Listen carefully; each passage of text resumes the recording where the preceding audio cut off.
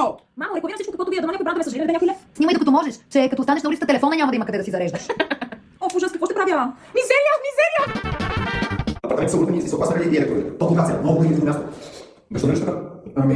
И нека чуят всички съседи, защото се дошла! Гутен Морген! Аре, кой живее това? Това е последната ни надежда. И как така ми почти? Ами искам да повозя за последно наблюдение. Ох, така ще повозя, че направо може да падне цялата сграда. Аз сега да видя, че ми случи сградата! Мошенник, такъв с мошенник! Да видиш пуканката!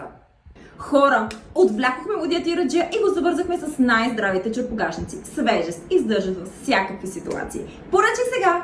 Айде подписвай тук, че няма да ни събориш сградата. Няма да стане номера, няма да ме изнудите. Така ли? Ей, сега ще видим. Бейби, ти си ми в главата рататата. Bad boy, търсиш си белята рататата.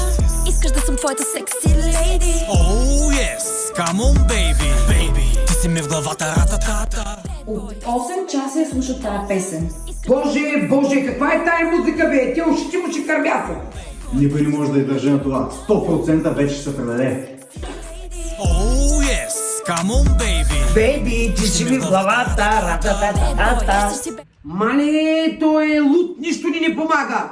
Еми хора, май ще трябва да се изнасяме. Наистина ли ще ни събариш блока? О, yes, come on, baby! Хора, това беше всичко. Абе, колкото и да ме дразните. Ще ти липсваме, нали? Еми, хайде. Всеки по пътя си. Ами, каквито мизерници да сте, се оказахте готини. Край, край!